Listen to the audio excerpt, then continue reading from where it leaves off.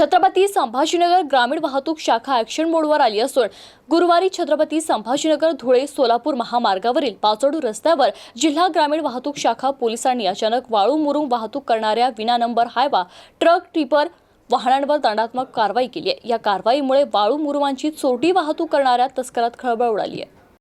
जिल्हा ग्रामीण वाहतूक शाखेचे पोलीस निरीक्षक किशोर पवार यांच्या मार्गदर्शनाखाली ही कारवाई करण्यात आली आहे। पैठण ते छत्रपती संभाजीनगर धुळे सोलापूर महामार्गावर पाचोड रस्त्यावर राजरोसपणे विना नंबर हायवा टिप्पर वाळू आणि मुरुम वाहतूक करत होते। गुरुवारी पोलीस निरीक्षक किशोर पवार यांच्यासह वाहतूक पोलिसांनी नंबर प्लेट नसणे, कागदपत्र नसणे, वाहकाकडे लायसन नसणे, वाहनांना रिफ्लेक्टर नसणे अशा प्रकारच्या 28 वाहनांवर कारवाई करून जागीच दंड भरून घेतलाय। ज्या हायवांना नंबर प्लेट नाही त्या नंबर प्लेट बनवून आणायला लावून नंबर प्लेट लावल्यानंतर वाहन सोडण्यात आले।